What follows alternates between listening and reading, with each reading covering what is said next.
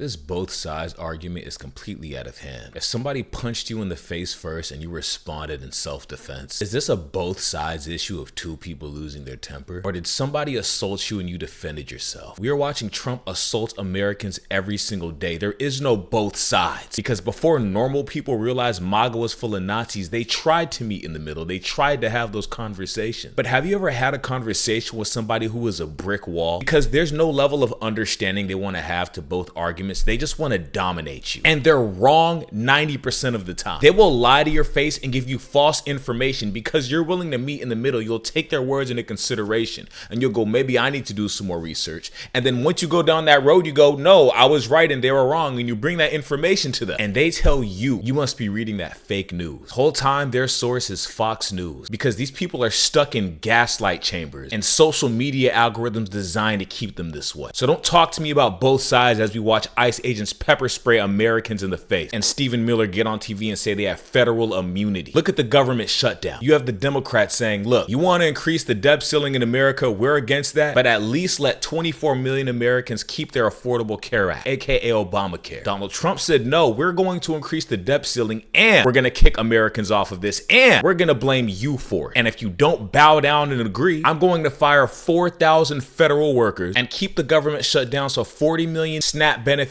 receivers can't get that. The military will not be paid. Our TSA agents will not be paid. And he used this opportunity, just like Fox, to lie to MAGA and keep them in a brick wall state, saying Democrats want to give illegal immigrants health care when everybody 100% has said, no, we do not want to do that. We are not doing that. We have not done that. It is federally illegal for any illegal immigrant to be on the Affordable Care Act or any federal health care coverage plan. If an illegal immigrant wants health care in America, they have to pay out of pocket the same way they pay taxes in this country. But that's a whole nother conversation because I'm not even coming at the defense of anybody. I'm just giving proper information. But when you speak to somebody who is a brick wall, they can't even receive reality. They can't even receive the words I just said. Their reality is distorted by illegal gang members are coming for me. And I believe it's a combination of willful ignorance, blind faith, which is why Trump preys on Christian nationalists because they're easy prey for him. Blaming their life problems on everybody outside of themselves, i.e. the reason I don't have more is because of brown people. The reason I can't get a job is because of black people that we oppressed for over 400 years. The reason there's so many mass shootings is because of the trans. Those type of people, I truly believe there is no getting to them. Willfully choosing to hate groups of people and remain ignorant and remain a brick wall. Do not tell me it is a both sides issue. In this current state of America where we are today. Now, if there was more rational MAGA members that did want to meet in the middle and understand and didn't believe everything Fox News told them, we would have solved these issues a long time ago. But Donald Trump is playing to their desires. Everything he says, he knows it's what they want. He knows it's not true, but it gives MAGA something to believe in and hate more. The hate mob always needs a new enemy. That's why when you see them in debates, they can't even stick to one topic. They start bringing up irrational things. Hey, JD Vance, how come the government shut down? Did you see what Biden did in his last presidency? Before all of this would be crazy people on the internet nobody would listen to. They were the extreme minority of the United States of America in healthy communities. Communities where if you had that type of rhetoric or thought system, you were exiled. So you better correct yourself and you better educate yourself or no one else wants to mess with you except for the other idiots. MAGA is the party of all of my fears and insecurities are your fault. And I can't feel equal to you unless I see you doing worse than me by force. I'm sure there's been many people who have been through that phase of trying to talk to someone who supports Trump and trying to understand where their mind's coming from, but you keep reaching a brick wall over and over again. It's like you see them change right before your eyes. Like they become a different person. And then when they're not talking about Trump anymore, they return to a semi-normal state, but then you start to hear their racism and weird stuff, their weird beliefs slowly leak out and they just get worse over time. And then they complain that nobody wants to hang out with them anymore and their friends and family cut them off. Now let's be very clear that there is extreme people all over the world. And just because you think somebody is on a side doesn't mean you should automatically agree with them because that is how we got here. In my opinion, the best way for America to move forward is to correct the bad behavior individually and not join some cult of hate. And when those start to form wherever in America, we denounce it. This Bloods versus Crips mentality that America is tuned into is insane. And I mean the old Bloods versus Crips mentality because the Bloods versus Crip reality today is arguably more united than the Democrats versus Republican debate today, which is insane to say. But we especially know where the party of hate and anger comes from when we see the majority of political shooters happens to be MAGA and they cover it up. It's sad to see. Now I want to give you the perfect example of a brick wall conversation that just doesn't apply, because this woman right here says, how can you use the same rhetoric and tone of MAGA when you denounce what they said? Which goes back to the analogy of somebody punching you in the face and you defending yourself. And she wants to sit here and try to play the middle ground. But let's see how this man handled this.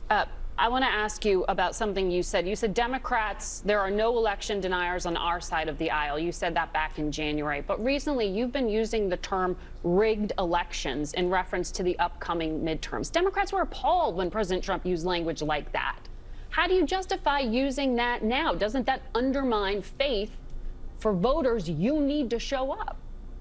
No, I've been using that term in the context of Donald Trump's unprecedented effort to gerrymander congressional maps in a partisan fashion all across the country in order to rig the midterm elections and deny the ability of the American people to actually decide who should be in the majority as it relates to the House of Representatives. You know, Democrats are also going through gerrymandering and redistricting. No.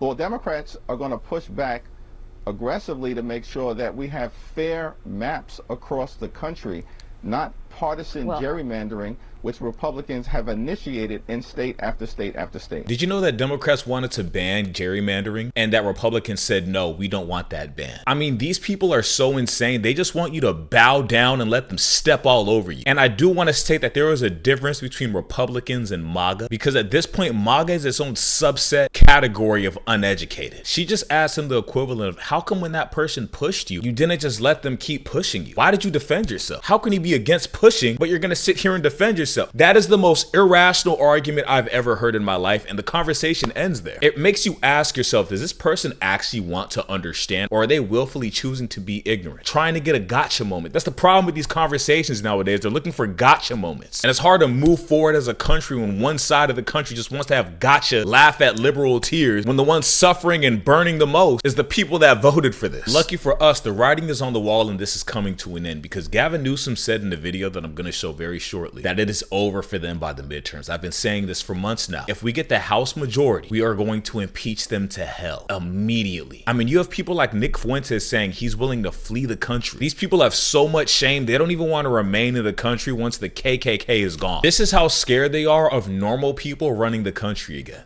What I would say, though, about 28, and this is maybe new, is like when you look at what Trump is doing, he's creating a lot of tension right now. The ICE raids, the militarization of law enforcement, the war everywhere in Venezuela, Ukraine, Iran, the advance of AI and technology. It's like, if a Democrat wins in 29, I'm moving to another country, because whoever comes into power from the left is going to want blood, because they're going to want vengeance for all. If they regroup, that's sort of presumptuous. Yeah. If they regroup and reorganize, they're going to kill us, because like in Chicago, I live right by where this is happening. They set up this detention facility. They're rounding people up, putting hype edits of it on Twitter. It's pissing liberals off. Liberals are going to the place, protesting. The cops are beating the shit out of them and laughing and taunting them. More protesters come. Now they're ramming cars into ICE cars. The cops are shooting them. Now they're bringing in DHS. It's like, we've gone so far up this escalation ladder in like 3 months. And what I fear is that Trump is not going to finish the job. He's not going to salt the earth and destroy Antifa. So all he's doing is pissing these people off. And that means the violence is going to get worse. They're going to organize. We're going to get like Mamdani for president in 28, or something along that vein. And that's why I think it's really important that like a Republican does win, but it just can't be Vance. So like that's kind of how I'm thinking about it, because they're really barking up the wrong tree, in my opinion. They're signing checks they can't cash. Even Nick Fuentes just admitted this is not a both sides issue. This is a Donald Trump issue. And the supremacist society Donald Trump has been trying to create is going to fly out of the window. These people will no longer feel safe to be talking the way they've been talking the past 4 years. And it's why they're so afraid of the midterms. Elon Musk said himself if Kamala got elected during the election with Kamala and Trump, that he would be screwed and he's probably going to prison. A lot of them are. And when he says the next president is going to be out for blood if it's a Democrat, what he really means is the country will will actually unite again and fight against supremacy rather than advocate it and dismantle anti-discrimination laws. The MAGA Nazis that threatened to clean house and go door to door and said, Trump, just give us the word, we're ready for civil war, all because they thought the shooter was trans regarding Charlie Kirk. Yeah, they're going to prison. The Constitution will actually be upheld and laws will actually be followed.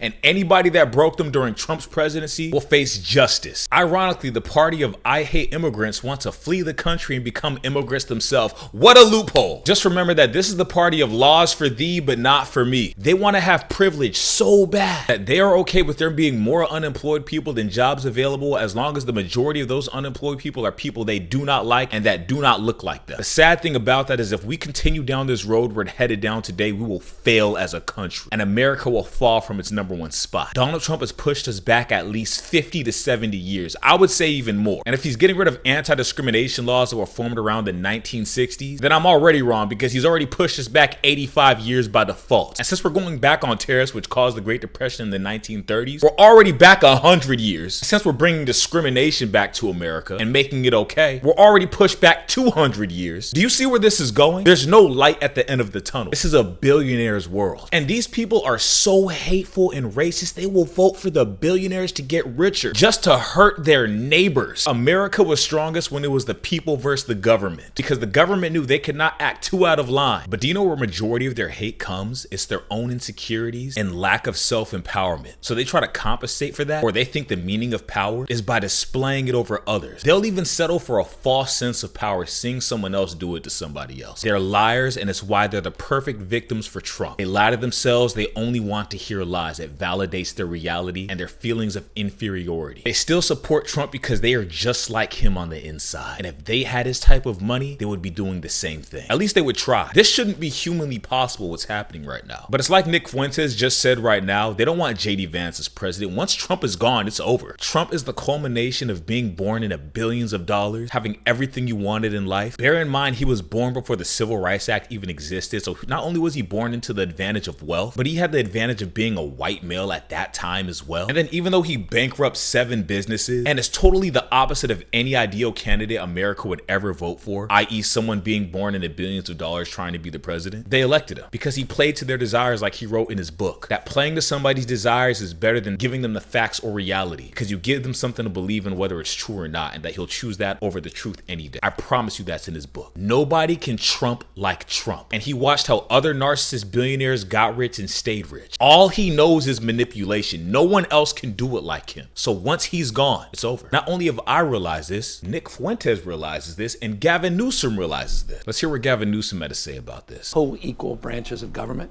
system of checks and balances. His presidency de facto ends next November. If we're successful, we the people are successful in taking back the House and making sure that you we're really successful. believe, Governor, if the Democrats take back power in the House, his presidency's over? De facto, as we know it today, fire and fury signifying maybe something. But finally, you have rebalanced this system. Co-equal branch of government begins to assert itself. It appears again. If you have a Speaker Johnson, we may have a third term of President Trump.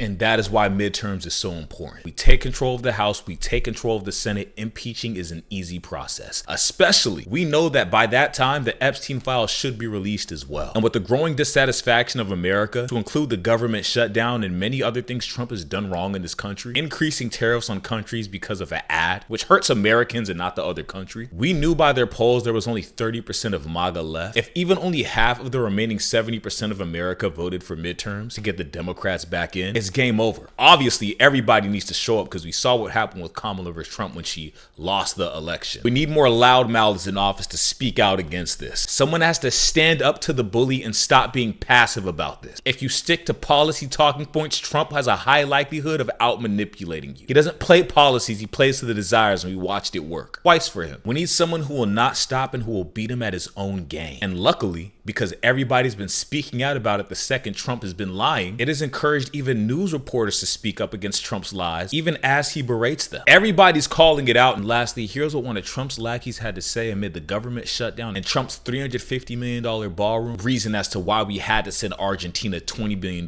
which was actually $40 billion. Let's see what he had to say. To another big issue, the Trump administration recently extended a $20 billion lifeline to Argentina that has gotten some bipartisan criticism, Mr. Secretary, including from Congresswoman Marjorie Taylor Greene of Georgia.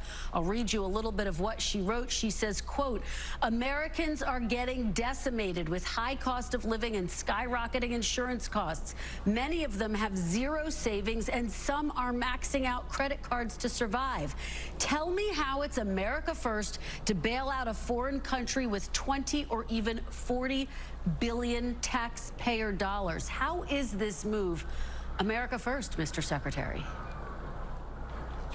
Well, Kristen, it is America first because we are supporting a U.S. ally. There will be no taxpayer losses. This is a swap line. This is not a bailout. And it is from the Exchange Stabilization Fund, which Treasury, I control at Treasury. It is never registered a loss. It is not going to register a loss this time. We are supporting a U.S. ally in Latin America, and we want to set the tone in Latin America because look at what's going on in Venezuela. It is a failed narco state, and I'm a big fan of Marjorie Taylor Greene. I think she's a fantastic voice in Congress. But please let me finish. So we think it is much better to use American economic power up front to stabilize a friendly government and lead the way, because we've got many other governments. We've got many other governments in Latin America, Bolivia, Ecuador, Paraguay, who all want to follow. So I would rather extend a swap line than be shooting at the boats carrying drugs as we're having to coming out of Venezuela. You see, these brick wall people can't ever stick to one topic. There's no meeting in the middle. There's no sense of truth, justice, or actually just receiving a plain answer from them. We've said time and time again, Trump only helps those he can benefit from. He sees this as a way to bribe them and gain leverage, and a Trump supporter wearing a MAGA hat made a video the other day that got millions of views from other Trump supporters, calling it a bribe as well, and said, what the hell are you even doing? We're not stupid, Scott Bessent. So both sides is a bit invalid when the only people talking like this is Trump and all of his rich friends and all the MAGA supporters who want to be Trump so bad but will never get there because they can't actually do anything for him. Trump used them and they're just finding out now. Apparently we can bail out Argentina, but we can't bail out our own government shutdown. We can also bail out the January 6th rioters who are now felons, and a lot of them went back to prison after being exposed for being a PDF or shooting somebody. Drunk driving, the list goes on. Maybe we'll make a video going over every single January 6th person that got pardoned that ended up getting recharged and sent back to prison, or who are no longer with us because the character did not change. They just learned they can do whatever they want and Trump's going to be there to pardon them again. Horrible leader, horrible example. Also, all of a sudden, we now want to help other countries. Wasn't Trump bagging on Ukraine forever and had them sign over like, what was it, like $500 billion worth of mineral rights? It was something insane. And that was the only way he was going to help them from being stepped on by another dictator? These people are brick walls. There's no understanding. By the way, Trump vowed to buy Argentinian beef as U.S. farmers are struggling. Do you know why? I think it's because Trump doesn't necessarily benefit from U.S. farmers as he would from buying up their land after they go bankrupt or having one of their billionaire friends do it so his name's not attached, but he gets a percentage of the profit, or has them send him money for some unrelated reason.